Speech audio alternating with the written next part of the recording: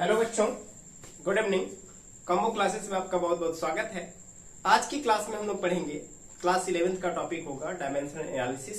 Physics का ये first नहीं बल्कि सेकेंड यूनिट का कुछ पार्ट होगा। ये जो है यूनिट एंड डायमेंशन में आता है, यूनिट एंड मेजरमेंट में आता है। यूनिट एंड मेजरमेंट का ही ये टॉपिक है। तो हम लोग पढ़ेंगे डायमेंशनल एनालिसिस के बारे में। हमने ऊपर ही लिख रखा है हेडिंग, या फिर कहें यूनिट का नाम हमने रख रखा है डायमेंशनल एनालिसिस, है ना। यानी डायमेंशनल एनालिसिस का मतलब ये होता है कि अगर कोई भी फिजिकल क्वांटिटी है, अगर कोई भी फिजिकल क्वांटिटी है तो वो किन किन फंडामेंटल क्वांटिटी से मिलकर के बनी होगी, उनको एक फार्मूले के फॉर्म में लिख देना। कितने कितने टाइम्स वो फंडामेंटल क्वांटिटी उस फिजिकल क्वांटिटी में इंक्लूड हुए होंगे, उनको एक फार्मूले के फॉर्म में लिख देना। उनको किसी फंडामेंटल क्वांटिटी के पावर के फॉर्म में लिख देने को ही हम लोग कहते हैं डायमेंशनल फार्मूला और डायमेंशनल एनालिसिस। डायमेंशनल फार्मूला को जानने से पहले हमें सबसे पहले जानना होगा कि फंडामेंटल यूनिट्स क्या होते हैं और फंडामेंटल क्वांटिटीज क्या होती है ना। फंडामेंटल क्वांटिटीज का मतलब ये होता है कि ऐसी क्वांटिटीज जो किसी और पर डिपेंड नहीं करती, किसी अनदर क्वांटिटी पर डिपेंड नहीं करती, वो इटसेल्फ बनी होती है, खुद ही बनी होती है, वो किसी अनदर फिजिकल क्वांटिटी पर डिपेंड नहीं करती। तो इस तरह की फिजिकल क्वांटिटी को हम फंडामेंटल क्वांटिटी कहते हैं। अभी तक जो है कुल मिला जुला करके 9 फंडामेंटल क्वांटिटी खोजी गई हैं, जिसमें से फर्स्ट फंडामेंटल क्वांटिटी आपका मास है, मास फंडामेंटल क्वांटिटी है। उसी तरह से लेंथ आपका फंडामेंटल क्वांटिटी है, टाइम आपका फंडामेंटल क्वांटिटी है, इलेक्ट्रिक करंट आपका फंडामेंटल क्वांटिटी है, फिर टेम्परेचर आपका फंडामेंटल क्वांटिटी है, लुमिनस इंटेंसिटी है, अमाउंट ऑफ सब्सटेंस है ना। इन 7 के अलावा जो है दो अलग से और फंडामेंटल क्वांटिटी होती हैं, जो कि एंगल होता है और दूसरा सॉलिड एंगल होता है ना। तो अब हम देखेंगे फंडामेंटल क्वांटिटीज क्या कहा गया कि टोटल मिला जुला करके 7 + 2 होती है, यानी 9 होती है ना। लेकिन जब हम लोग डायमेंशन की बात करते हैं, जब डायमेंशनल एनालिसिस पढ़ते हैं, तो जनरली हम केवल 1 to 7 यहां से लेकर के यहां तक केवल बात करते हैं और इन्हीं का डायमेंशन हम केवल लिखते हैं, है ना। तो मास का अगर यूनिट देखें तो कितना होगा, किलोग्राम। क्या होगा, किलोग्राम होगा, या शॉर्ट फॉर्म में उसको केजी लिखते हैं, है ना। लेंथ का क्या होगा, मीटर होगा। क्या होगा, मीटर होगा। टाइम का क्या होगा, सेकेंड होगा, ये तो आप लोग जानते ही हैं।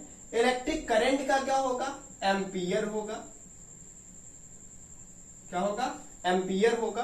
टेम्परेचर का होगा केल्विन, है ना। केल्विन भी हो सकता है, डिग्री सेल्सियस भी हो सकता है, फ़ारेनहाइट भी हो सकता है, लेकिन अभी हम केवल यहाँ केल्विन को इंक्लूड करके चल रहे हैं, लेकर के चल रहे हैं। उसी तरह से लुमिनस इंटेंसिटी का हो जाता है कैंडिला। क्या हो जाता है, कैंडिला हो जाता है। अमाउंट ऑफ सब्सटेंस का जो हमारा यूनिट है वो हो जाता है मोल। क्या हो जाता है, मोल। एंगल का अगर देखें तो होता है रेडियन। क्या होता है, रेडियन। और इसका स्टेरेडियन। क्या हो जाता है, स्टेरेडियन, है ना। यानी एंगल का रेडियन हो गया और सॉलिड एंगल का स्टेरेडियन हो गया। इसी तरह से हम लोगों ने मास का यूनिट देखा, किलोग्राम होता है। लेंथ का मीटर होता है, टाइम का सेकेंड होता है, इलेक्ट्रिक करंट का एम्पियर होता है, साथ ही साथ टेम्परेचर का केल्विन, लुमिनस इंटेंसिटी का कैंडिला होता है, फिर अमाउंट ऑफ सब्सटेंस का मोल होता है, एंगल का रेडियन होता है, सॉलिड एंगल का स्टेरेडियन होता है ना। अब समझते हैं कि ये जो हम लोगों ने यूनिट लिखा है, इन्हीं 7 क्वांटिटीज को और ये +2 को हम लोगों ने कहा था कि यही क्या होती है, फंडामेंटल क्वांटिटीज होती है। ये किसी अनदर क्वांटिटी पर डिपेंड नहीं करती, ये खुद ही बनी होती है ना। फिर क्या कहा, इनको डिनोट करने के लिए, इन फंडामेंटल क्वांटिटीज को डिनोट करने के लिए जिन ये यूनिट्स का यूज किया गया है, ये सेकेंड वाले कॉलम में जिन यूनिट्स का यूज किया गया है, हम उनको कहते हैं फंडामेंटल यूनिट्स, है ना। फंडामेंटल क्वांटिटीज को डिनोट करने के लिए जिन यूनिट्स का यूज किया जाता है, उन्हीं यूनिट्स को हम कहते हैं फंडामेंटल यूनिट्स। अब समझते हैं, जब हम इसका डायमेंशन लिखते हैं, जब हम इनका डायमेंशनल फार्मूला लिखते हैं, तो मास का कैपिटल M लिखते हैं बड़े वाले ब्रैकेट में। ये डायमेंशनल फार्मूला लिखने की टेक्निक है। जब भी लिखते हैं तो बिग ब्रैकेट में लिखते हैं, बड़े वाले ब्रैकेट में लिखते हैं, और साथ ही साथ कर्ली ब्रैकेट में भी लिख सकते हैं, मझले ब्रैकेट में। यानी हम चाहें तो इसको ऐसे भी लिख सकते हैं, लेकिन हम जनरली कैपिटल एम से ही बिग ब्रैकेट में ही जनरली लिखना पसंद करते हैं। रीजन ये है कि ये कर्ली ब्रैकेट बनाने में बड़ी दिक्कत होती है, बड़ी प्रॉब्लम होती है, इस वजह से हम बिग ब्रैकेट का यूज करके आसानी से उसको लिख लेते हैं। उसी तरह से लेंथ का जब हम डायमेंशन लिखते हैं तो कैपिटल L लिखते हैं, टाइम का जब डायमेंशन लिखते हैं तो कैपिटल T लिखते हैं, करंट का जब डायमेंशन लिखते हैं तो A कैपिटल लिखते हैं, केल्विन का क्या लिखेंगे, बिग ब्रैकेट में कैपिटल A लिखेंगे, कैंडिला का क्या लिखेंगे, CD लिखेंगे। उसी तरह से इसका MOL लिखते हैं, और इनका हम चाहें तो नहीं लिखते हैं क्योंकि ये जल्दी आता ही नहीं है ना, तो इस वजह से हम इनका डायमेंशन नहीं लिखते। यानी कि अगर किसी भी फिजिकल क्वांटिटी का डायमेंशन लिखने को कहे और उसमें मास आया हो, लेंथ आया हो, टाइम आया हो, करंट आया हो, या फिर ये सारी क्वांटिटी में से कोई भी आया हो, हम उनका डायमेंशन इसी तरह से लिखते हैं, है ना। तो डायमेंशन, अब देखिए, अभी तो हम लोगों ने जनरल चीजें देखा कि फंडामेंटल यूनिट्स क्या होते हैं, फंडामेंटल क्वांटिटीज क्या होती हैं, और उनका जब हम डायमेंशन लिखते हैं तो किस तरह से लिखते हैं, ये सारी चीजें अभी हम लोगों ने क्लियर किया, है ना। अब हम लोग देखेंगे कि फंडामेंट आखिर फिजिकल क्वांटिटी का डायमेंशन क्या होता है। तो डायमेंशन जो होता है पावर होता है। किसी भी फिजिकल क्वांटिटी को डिनोट करने के लिए एक फार्मूला, कई तरह से हम उसको डिनोट करते हैं। तो हम लोगों ने यहां लिखा है कि the dimension of a physical quantity are the powers. Main हमारा वर्ड कौन सा है, यही पावर हमारा मेन वर्ड है ना। फिजिकल क्वांटिटी का डायमेंशन अगर है तो वही क्या है, power to which the fundamental units are raised in order to obtain the derived units. यानी कि जब हम इनको मिला करके किसी दो फंडामेंटल या दो से ज्यादा फंडामेंटल क्वांटिटीज को मिलाते हैं तो हमें किस तरह की क्वांटिटी मिलती है, वो मिलती है डिराइव्ड। किस तरह से मिलती है, डिराइव्ड मिलती है ना। यानी कि हम लोगों ने अभी जो डायमेंशन देखा वो किसका डायमेंशन लिखा है, किसी फंडामेंटल क्वांटिटी का डायमेंशन लिखा। लेकिन जब हमारे पास क्वांटिटी डिराइव्ड होगी, यानी किसी इनमें से किसी दो या दो से ज्यादा फंडामेंटल क्वांटिटीज को मिला करके बनाई गई होगी, मिल करके बनी होगी, तो उस तरह की क्वांटिटी को हम डिराइव्ड क्वांटिटी कहते हैं। और उनको डिनोट करने के लिए जिस यूनिट का यूज किया जाता है उन यूनिट्स को हम डिराइव्ड यूनिट के नाम से जानते हैं। तो वही हम लोगों ने लिखा कि किसी भी फिजिकल क्वांटिटी का जो डायमेंशन होता है, किसी भी फिजिकल क्वांटिटी का जो डायमेंशन होता है, जो उसके फंडामेंटल यूनिट्स पर पावर के फॉर्म में चढ़ाया जाता है ना। जो उसके फंडामेंटल क्वांटिटी या फंडामेंटल यूनिट्स के ऊपर पावर के फॉर्म में चढ़ाया जाता है, तो इसी को हम कहते हैं dimension of the physical quantity, है ना। फिर समझते हैं, लेट करते हैं कि एक फिजिकल क्वांटिटी जैसे फोर्स है, एक फिजिकल क्वांटिटी फोर्स है, तो फोर्स जो है कंफर्म है कि इसका यूनिट क्या होता है, न्यूटन होता है। और इनमें से क्या देख रहे हैं, इन सातों में से या इन 9 में से कोई भी क्वांटिटी फोर्स नहीं आया, इसमें कहीं भी नहीं दिख रहा है। पहला मास है, लेंथ है, टाइम है, इलेक्ट्रिक करंट है, फिर टेम्परेचर है, लुमिनस इंटेंसिटी है, अमाउंट ऑफ सब्सटेंस है, साथ ही साथ एंगल है और सॉलिड एंगल है। इन 9 में से देख रहे हैं, 9th में से देख रहे हैं, कोई भी क्वांटिटी फोर्स नहीं दिख रहा। मतलब ये है कि ये फंडामेंटल नहीं है, ये फंडामेंटल क्वांटिटी नहीं है। जब ये फंडामेंटल नहीं है तो ये कंफर्म है कि ये डिराइव्ड ही होगी, है ना। और जैसे ही डिराइव्ड की बात किए तो डिराइव्ड की जैसे ही बात आती है तुरंत कहते हैं कि ये इन्हीं किसी क्वांटिटी से मिलकर के बनी होगी, है ना। इन्हीं में से किसी न किसी क्वांटिटी से मिलकर के बनी होगी। तो मान लेते हैं कि मास, लेंथ और टाइम ये इसमें इंक्लूड हुआ होगा, ऐसा कंसीडर करके चल रहा है। तो मास अगर इंक्लूड हुआ होगा तो कंफर्म है कि हो सकता है एक टाइम आया हो, 2 टाइम आया हो, 3 टाइम आया हो, उसकी बात अलग होगी। हो सकता लेंथ भी आया है, लेंथ भी हो सकता है, टाइम भी हो सकता है, और भी फिजिकल क्वांटिटी जिसमें इंक्लूड हो सकती है, तो हम उसकी बात करेंगे। तो उसके लिए हमें मास का क्वांटिटी इसमें कितना रेशियो होगा, फोर्स में मास कितने बार आया होगा, लेंथ कितने बार इंक्लूड हुआ होगा, टाइम कितने बार इंक्लूड हुआ होगा, ये हमें पता नहीं। अगर हमें किसी तरह से पता चल जाता कि मास 2 बार, लेंथ 3 बार, टाइम 2 टाइम, इस तरह से कुछ पता चल जाता कि मास जो है 2 बार मिलाएंगे, लेंथ जो है 3 बार मिलाएंगे, टाइम जो है 2 बार मिलाएंगे तो हमें फोर्स मिलेगा। बट ऐसा होता नहीं, होगा नहीं, फोर्स की बात अभी हम लोग आगे करेंगे। ऐसा कंसिडरेशन है हमारा कि फोर्स जो है इतने टाइम्स हो सकता है आ जाए। तो हम क्या करते, इसका डायमेंशन लिखते कैसे, लिख देते MLT, और जितना जितना यहाँ पर है मान लेते हैं कि ये A टाइम है, ये B टाइम आया है और ये C। अब ABC की वैल्यू फ्लक्चुएट कर सकती है, कुछ भी हो सकता है, 1 2 3 -1 2 3 कुछ भी हो सकता है।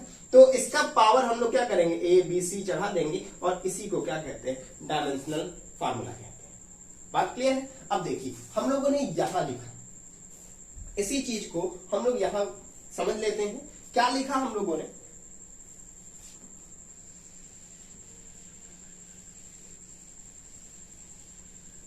देखिए समझते हैं क्या लिखा।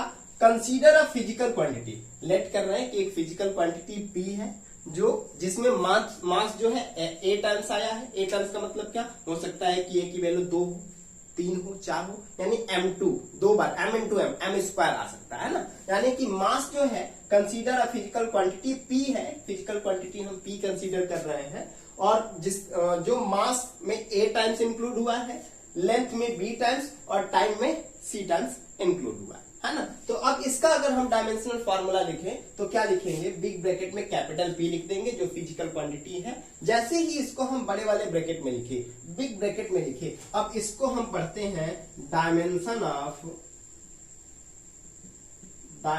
ऑफ क्या, P। क्या पढ़ेंगे, इसको हम पढ़ेंगे dimension of physical quantity P, है ना। जैसे ही बड़े ब्रैकेट में होगा, यानी पहचानने की टेक्निक है, अगर बड़े ब्रैकेट में दिया हुआ है इस तरह से तो हम कंफर्म है कि ये डायमेंशन ही लिखा हुआ है, बाकी बात हम लोग आगे करेंगे, है ना। अब देखिए इसका डायमेंशन क्या लिख दिया हम लोगों ने, P का जो डायमेंशन लिख दिया कितना है, मास पर मास, लेंथ और टाइम, ये तीनों आया है। अब क्या देख रहे हैं कि मास जो है कितने टाइम्स आया है, A टाइम्स, तो पावर कितना लगा देते हैं। अगर 2 टाइम्स आया होता तो क्या लिखते हैं, मास इंटू मास, कितना हो जाता, M2 हो जाता ना, M स्क्वायर हो जाता ना। तो इसीलिए A टाइम्स आया तो पावर में हमने कितना लगा दिया, A लगा दिया। उसी तरह से यहाँ लेंथ जो देख रहे हैं कितने टाइम्स आया है, B टाइम्स, तो यहाँ पावर लगा देते हैं B। यहाँ टाइम T जो है कितने टाइम्स आया है, C टाइम्स आया, तो यहाँ पावर लगा देते हैं C। और यही क्या हो जाएगा, फिजिकल क्वांटिटी P का डायमेंशनल फार्मूला हो जाएगा, है ना। ये हम लोगों ने लिखा, this formula is called as dimensional formula. ये जो हमारा फार्मूला मिला है, इसी फार्मूला को हम डायमेंशनल फार्मूला के नाम से जानते हैं। बात क्लियर है इतनी। अब देखिए इसका हम लोग जब तक एग्जाम्पल नहीं समझेंगे तब तक हम इसको सॉल्व नहीं कर पाएंगे, है ना। तो अभी हम इसको इरेज करते हैं। इससे पहले कि इरेज करते हैं, आप इसका स्क्रीनशॉट ले लीजिए और अपना फेयर कंप्लीट कर लीजिएगा, है ना। अपनी कॉपी या नोट्स कॉपी बना लीजिएगा, जल्दी से ले लीजिए इसका स्क्रीनशॉट, आगे देखते हैं, है ना। चलिए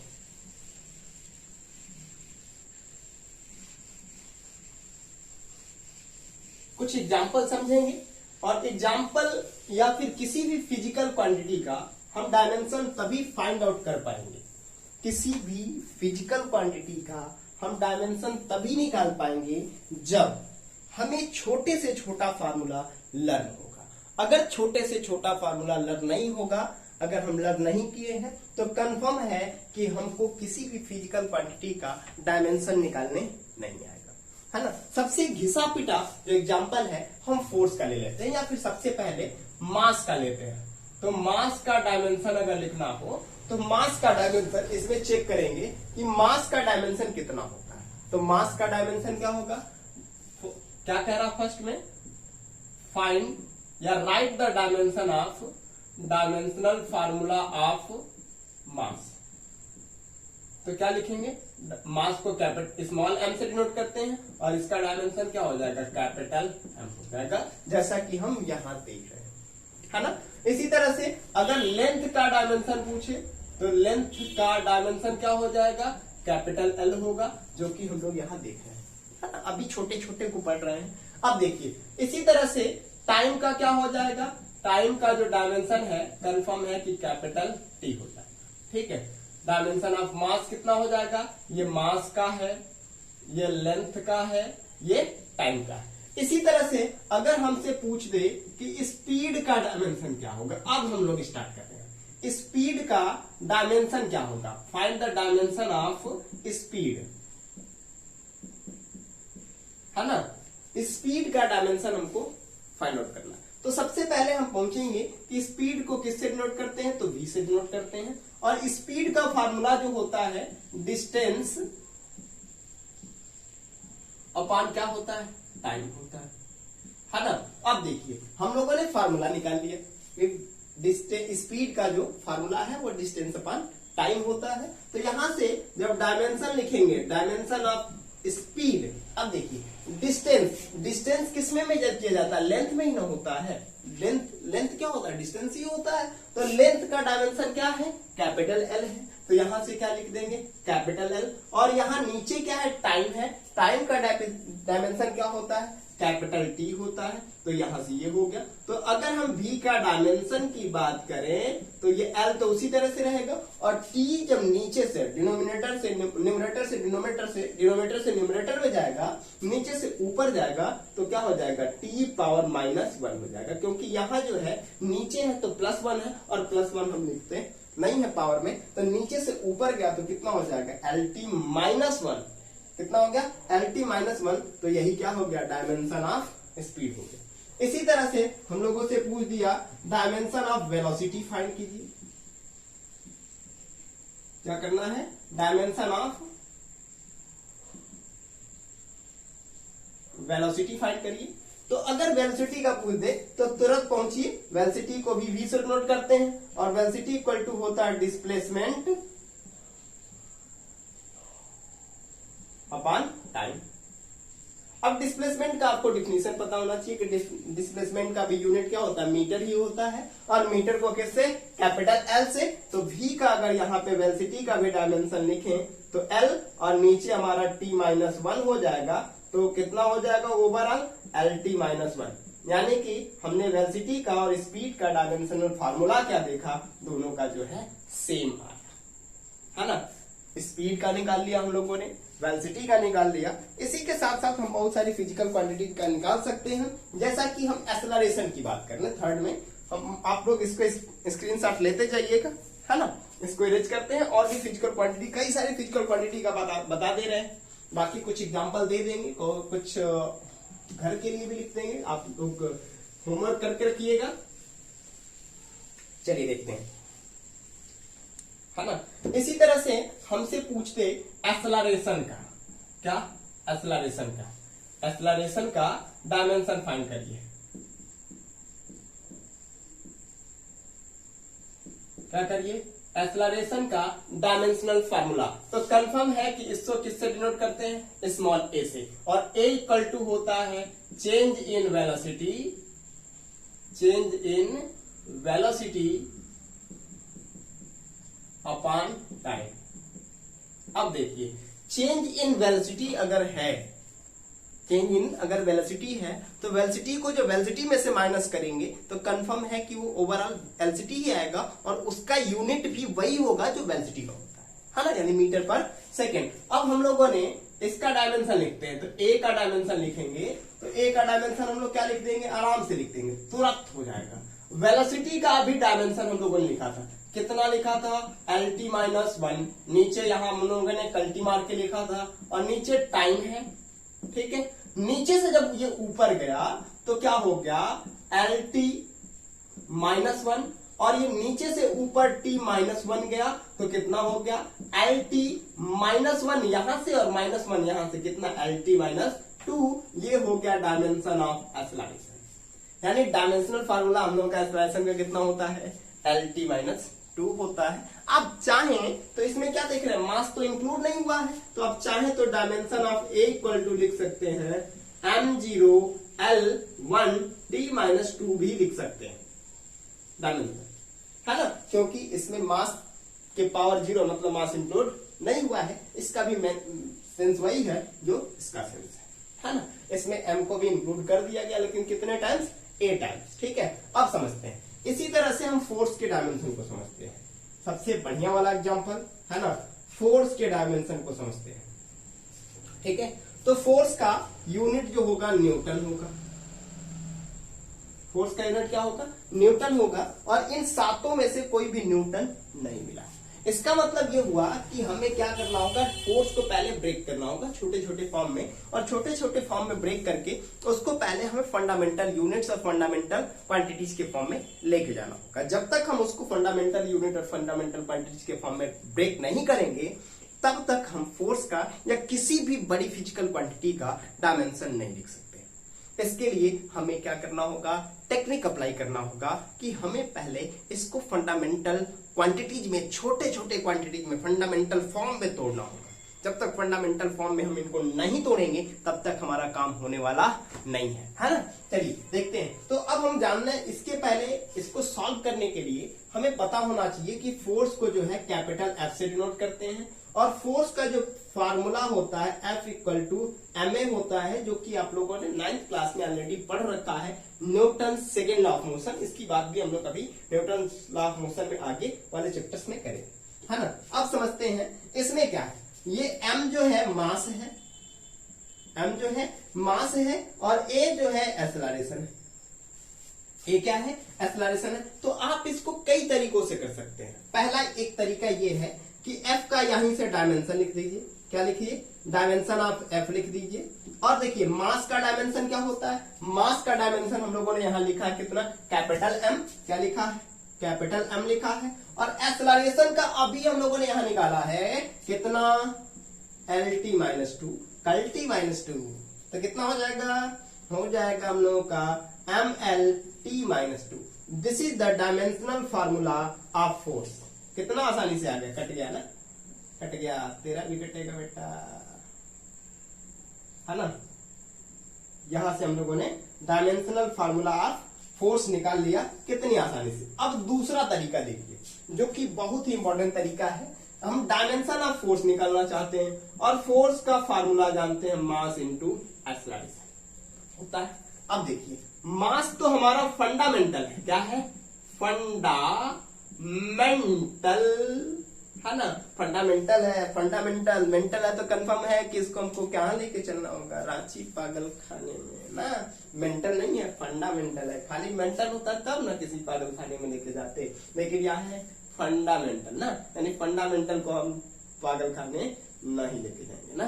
रांची पागल खाने में, बनारस के पागल खाने में, या फिर कहीं के पागल खाने में हमको इनको नहीं लेके जाना। कहाँ लेके जाना है, इसमें पढ़ना है ना। देखिए तो F इक्वल टू कितना, मास इंटू एक्सेलरेशन।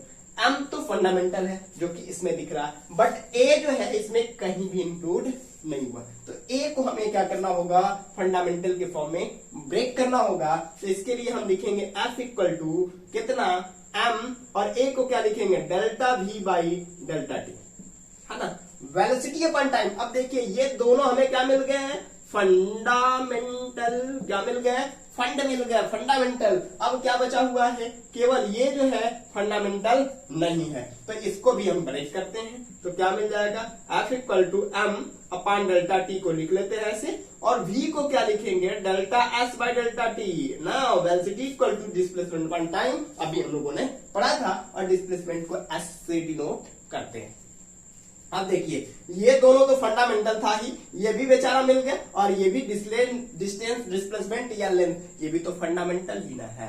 क्या हो गया, मास फंडामेंटल, टाइम फंडामेंटल, डिस्टेंस या लेंथ फंडामेंटल, और ये टाइम तो बेचारा पहले ही आ गया है। तो कितना मिल गया हमें, F का फार्मूला मिल गया M delta S upon delta T square. अब समझिए हमें किसी भी फिजिकल क्वांटिटी का अगर डायमेंशनल फार्मूला लिखना है, क्या लिखना है, डायमेंशनल फार्मूला लिखना है, तो हमें अगर दो चीज याद हो जाता है या दो चीज पता हो, तो ऑलरेडी हम तुरंत बिना इतना कुछ किए हम उस फिजिकल क्वांटिटी का डायमेंशनल फार्मूला आसानी से कैलकुलेट करके बता सकते हैं, निकाल करके बता सकते हैं या लिख सकते हैं। पहला क्या है, पहला तो उसका फार्मूला पता हो, क्या हो, फार्मूला पता। तो फार्मूला पता हो तो इतना टेक्निक करनी होगी, तब जाकर के हम इसका डायमेंशनल फार्मूला लिख पाएंगे। दूसरा जो है उसका यूनिट पता हो, क्या पता हो, यूनिट। लेकिन कौन सा पता हो यूनिट, एमकेएस सिस्टम में पता हो, एमकेएस में हो या फिर सीजीएस सिस्टम में इसका यूनिट पता हो, क्या हो, एमकेएस सिस्टम में यूनिट पता हो या फिर सीजीएस सिस्टम में उसका यूनिट पता हो। यानी कि इस फॉर्म में पता हो, किस फॉर्म में, इस फॉर्म में पता हो, तब जाकर के हम उसका डायमेंशन लिख सकते हैं। है ना। तो एक प्रॉब्लम है यहाँ, अगर हम किसी भी फिजिकल क्वांटिटी का एमकेएस सिस्टम में यूनिट याद करते हैं या सीजीएस सिस्टम में यूनिट याद करते हैं, तो उस कंडीशन में हम केवल और केवल डायमेंशनल फार्मूला ही लिख पाएंगे। लेकिन जब उसका एक्सप्रेशन हम लर्न कर लेते हैं, तो हम एक ही साथ में दो कामों के कर सकते हैं। पहला कि उसका हम डायमेंशन लिख सकते हैं, और दूसरा कि हम उसका क्या लिख सकते हैं, हम उससे न्यूमेरिकल सॉल्व कर सकते हैं। न्यूमेरिकल सॉल्व करने में हमको मदद मिल सकती है। इस वजह से हमें किस पे फोकस करना है, हमें उस फिजिकल क्वांटिटी के फार्मूले को लर्न करना है, न कि हमें यूनिट को लर्न करना है। हमें ना तो यूनिट्स को ध्यान देना है, हमें क्या यूनिट्स देना है, फार्मूले को ध्यान में रखना है ना। अब समझते हैं, चलिए आगे देखते हैं, है ना। थोड़ा सा हम लोग भटक गए थे रास्ते से, फिर से अपने जगह पे चलते हैं। तो डायमेंशन ऑफ एफ लिख दिए, क्यों? क्योंकि अब क्या है, ये ओवरऑल सारी क्या हो गई है, फंडामेंटल मिल गई है। क्या मिल गई है? सारी क्वांटिटीज फंडामेंटल। तो एफ हो गया, और मास को कैपिटल एम से, डिस्टेंस को कैपिटल एल से, और टाइम को कैपिटल टी से, और ये दो टाइम्स है तो हमने टी के पावर 2 लगा दिया। अब देखिए, इसका जब डायमेंशनल फार्मूला लिखेंगे ओवरऑल, तो हो जाएगा एम एल, और ये नीचे से t के पावर 2 ऊपर गया तो t-2 हो गया, और this is the dimensional formula of किसका बेटा, फोर्स का, है ना। इस तरह से हम लोगों ने क्या किया, फोर्स का भी डायमेंशनल फार्मूला कैलकुलेट करके बता दिया। ठीक है, और भी बहुत सारे फिजिकल क्वांटिटीज का निकाल सकते हैं। जैसे हम लोग निकाल लें, देखते हैं, है ना। स्क्रीनशॉट लेते जाइएगा, पेज करने के बाद बोल रहे हैं तो थोड़ा सा बैक करके वीडियो को, और आप स्क्रीनशॉट अच्छे से ले लीजिएगा। ठीक है, चलिए देखते हैं। अब हमारा जो टॉपिक है, इसी में और भी फिजिकल क्वांटिटीज का, जैसे हम लोगों से पूछ दे find the dimensional formula, find dimensional formula DF, DF मतलब dimensional formula of capital G. Capital G मतलब एक्सेलरेशन ड्यू टू ग्रेविटी का हमें डायमेंशनल फार्मूला निकालना। एक्सेलरेशन ड्यू टू, सॉरी यार, कैपिटल जी है, यानी कि हमें जो है यूनिवर्सल ग्रेविटेशनल कांस्टेंट, इसको क्या कहते हैं, इसको हम कहते हैं यूनिवर्सल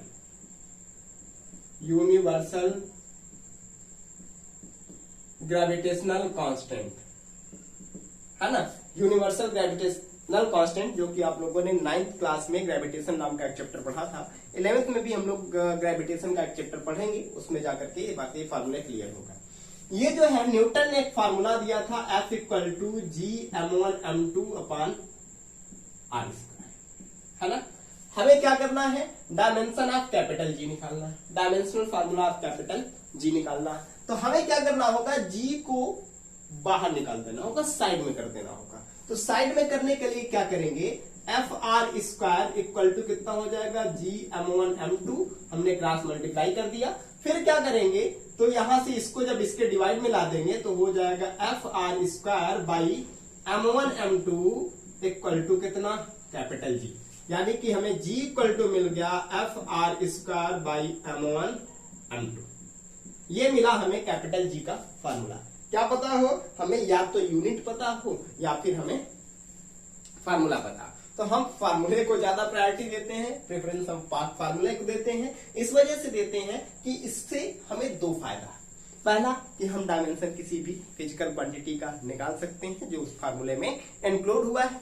दूसरा कि हम इस फार्मूले के हेल्प से हम न्यूमेरिकल्स को सॉल्व कर सकते हैं।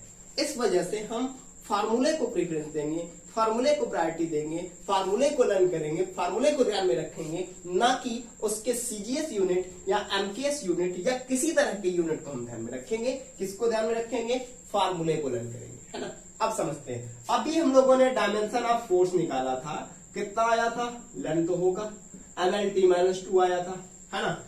आर क्या होता है, लेंथ होता है, तो लेंथ को किससे, एल से, है ना। अब समझते हैं, अब डायमेंशन ऑफ जी लिखना शुरू करते हैं। डायमेंशन ऑफ जी लिख दिया हम लोगों ने, dimension of universal gravitational constant. जैसे ही इसको बिग ब्रैकेट में किया, ये किया, क्या हो गया, इसको क्या पढ़ेंगे, dimension of gravitational universal gravitational constant. अब समझते हैं, एफ का डायमेंशन लिख दीजिए, यहां से कितना, MLT-2 लिख दीजिए, फटाक से लिख दीजिए। आर स्क्वायर 2 बार है, मीटर मीटर, तो कितना हो जाएगा L2 हो जाएगा। यहां से मीटर किसका यूनिट है, रेडियस मतलब मीटर में नापते हैं, सेंटीमीटर मीटर में नापते हैं, इसका मतलब क्या है, मीटर को कैपिटल L से डिनोट कर देंगे। और नीचे देखिए M1 M2 जो होता है मासेस होते हैं दो बॉडीज के, तो मास का पहले का कैपिटल M और दूसरे का भी कैपिटल M, यहां से एक कैंसिल, नीचे से M जब ऊपर गया तो कैपिटल G का हमें डायमेंशनल फार्मूला मिल जाएगा M-1। देखिए M नीचे से ऊपर गया और यहाँ 1 और यहाँ 2 कितना हो गया, L3 हो गया, और T-2 बेचारा उसी तरह से रह गया। तो this is the dimensional formula of universal gravitational constant.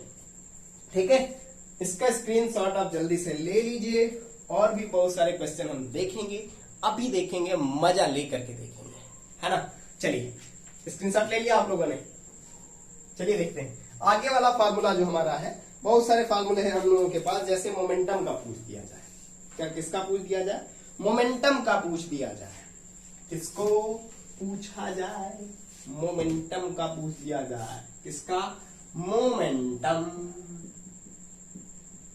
Momentum का डायमेंशन हमसे पूछ दिया गया, तो मोमेंटम का फार्मूला पता होना चाहिए। क्या होता है, मोमेंटम को हम कैपिटल P से डिनोट करते हैं, यही वाला फिजिकल क्वांटिटी आया था पहले वाला पेज पे ना, देखते हैं। तो P इक्वल टू होता है product of mass and velocity is called as momentum. Product of mass and velocity is called as momentum. ये तो हमारा फंड है, क्या है, फंड है मतलब फंडामेंटल है ना, शॉर्ट फॉर्म में लिखे हैं, फंड मतलब फंडामेंटल, बट ये क्या है, डिराइव्ड है। क्या है, डिराइव्ड है, मतलब ये वाला है। तो क्या करना होगा, फंडामेंटल को तो छोड़ देते हैं और डिराइव्ड को तोड़ देते हैं ना। इसको क्या करेंगे, छोड़ देते हैं, और इसको बेचारे को क्या कर देते हैं, पकड़ के तोड़ देते हैं। मतलब फंडामेंटल में किस में तोड़ते हैं, तो फंडामेंटल में ही तोड़ते हैं। अब देखते हैं, तो P इक्वल टू क्या, मास इनटू वेलोसिटी को क्या लिखते हैं, डिस्प्लेसमेंट अपॉन टाइम, डिस्प्लेसमेंट को किससे, s से, और कितना हो गया, P equal to ms upon t हो गया, आराम से हो गया।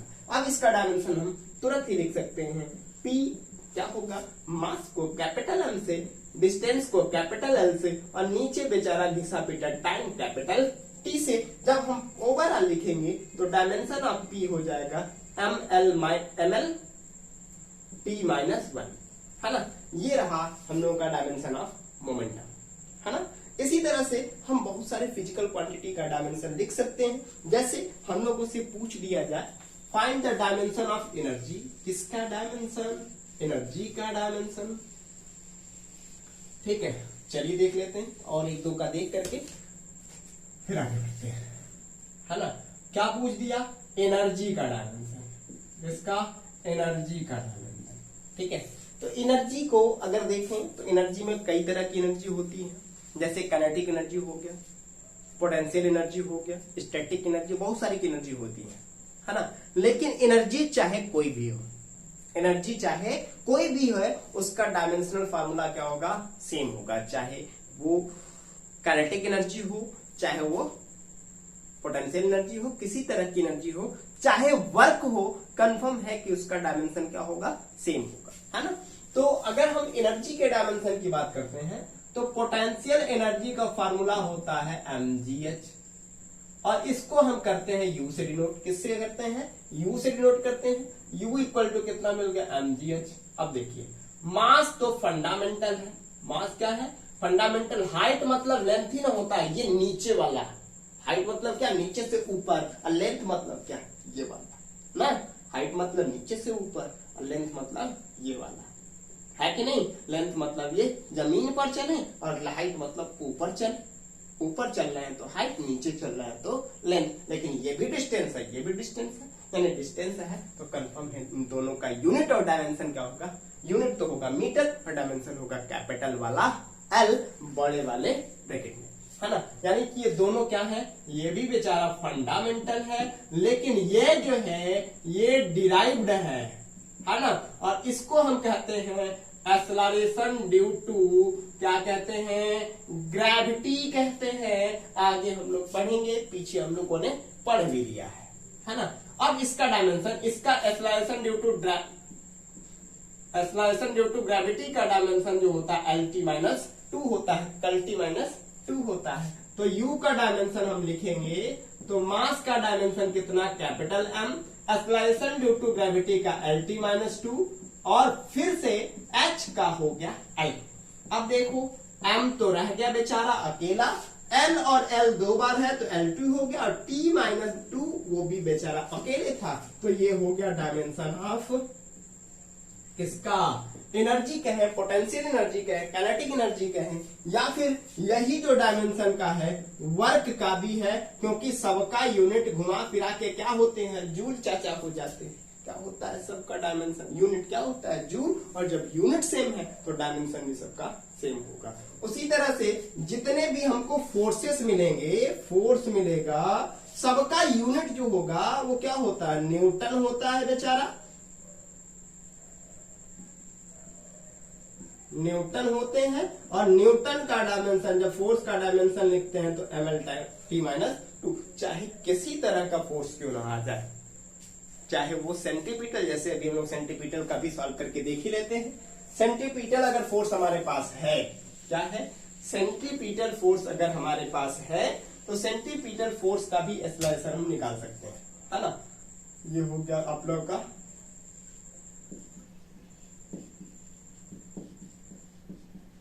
सेंटीपीटल फोर्स का डायमेंशन हमको निकालना है।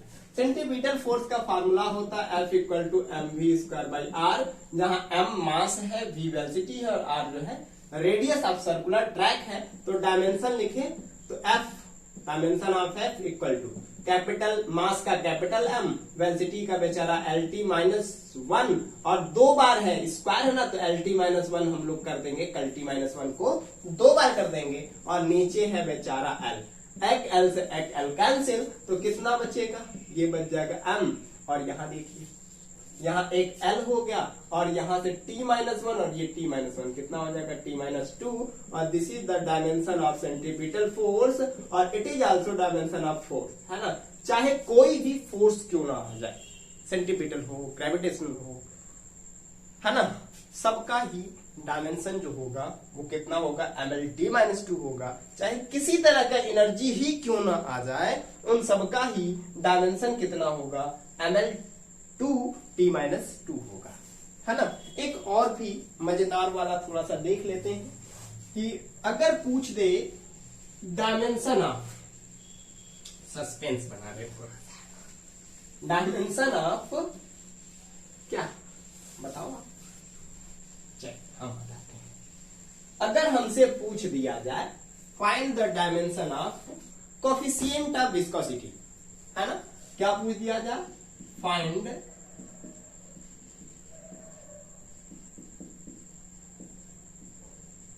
द डायमेंशन ऑफ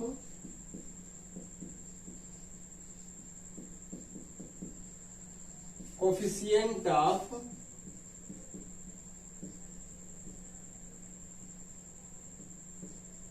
विस्कोसिटी, है ना।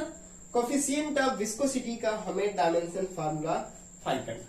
तो कोफिशिएंट ऑफ विस्कोसिटी को अगर देखें तो ईटा से, इसको क्या पढ़ते हैं, नीटा भी कहीं कहीं लिखा होता है, कहीं कहीं हम अपने लैंग्वेज में ईटा पढ़ देते हैं। क्या पढ़ते हैं, ईटा, जिससे दीवार बनती है घर वाली ना, हाँ घर वाली बाहर वाली नहीं, है ना। चलिए अब इसका फार्मूला हमको पता होना चाहिए कि कोफिशिएंट ऑफ इलास्टिसिटी का फार्मूला क्या होता है। तो एक स्टोक नाम के साइंटिस्ट थे, स्टोक्स, कौन से थे, STOKES, स्टोक्स, स्टोक्स नाम के साइंटिस्ट थे। उन्होंने एक फार्मूला दिया था F=6π∗RV। अभी आगे हम लोग बात करेंगे, बस यहाँ फार्मूला देख लेते हैं। तो यहां से ईटा की वैल्यू निकालो बेटा, तो कितना हो जाएगा, F/6πr×V। ठीक है, एक चीज ध्यान रखना, 6π क्या है, कांस्टेंट है, क्या है, कांस्टेंट है, और इस कांस्टेंट का कोई यूनिट नहीं होगा, इसका कोई यूनिट नहीं होगा। जब यूनिट नहीं होगा तो इसका डायमेंशन भी क्या होगा, नहीं, क्योंकि यूनिट का ना डायमेंशन लिख रहे हैं, और 6π तो एक फिक्स वैल्यू है, 6π इसका कोई डायमेंशन नहीं होता, इसका कोई यूनिट नहीं होता, है ना। इस वजह से हम किसी भी कांस्टेंट जैसे 1 2 3 4 5 6 7 8 9 10 11 12 13 अगर इस तरह का कहीं आता है तो हम उसका डायमेंशन नहीं लिखते, है ना। यानी कि हमें ओवरऑल फोर्स का डायमेंशन, रेडियस का डायमेंशन और वेलोसिटी का डायमेंशन, इन्हीं तीनों क्वांटिटी का डायमेंशन हमको लिखना है। तो क्या करेंगे, डायमेंशन ऑफ बेचारा ईंटा कितना, फोर्स का डायमेंशन अभी लिखे थे कहीं, कितना लिखे थे, MLT-2, और इसी तरह से रेडियस का कितना, लेंथ, और वेलोसिटी का कितना, LT-1, बेचारा कल्टी मार दिया, है ना। अब समझते हैं कितना हो जाएगा ईंटा का डायमेंशन। M ऊपर है बेचारा, M ऊपर है, नीचे से L ऊपर गया तो L-1 हो गया, और नीचे से ये ऊपर गया तो T-2+1 हो गया, कितना हो गया, है ना। तो ईंटा का डायमेंशनल फार्मूला हमें कितना मिल गया, ML-1 T-1। This is the dimensional formula of coefficient of viscosity. यही क्या है, कोफिशिएंट ऑफ विस्कोसिटी का डायमेंशनल फार्मूला, है ना। उम्मीद करता हूँ, होप करता हूँ, ऐसा करता हूँ कि आपको वीडियो अच्छा लगा होगा, समझ में आया होगा। अगर आपको वीडियो समझ में आया होगा, अच्छा लगा होगा तो लाइक करिए, शेयर करिए, साथ ही साथ कमेंट करना मत भूलिए, और अगर हमारे चैनल पर नए हैं तो सब्सक्राइब करना मत भूलिए, साथ ही साथ बेल आइकन भी दबा दीजिए, जिससे हमारा वीडियो जैसे ही अपलोड हो आपके पास पहुंच जाए और आप उसको अच्छे से पढ़ सकें। मिलते हैं नेक्स्ट वीडियो में जल्दी ही, धन्यवाद।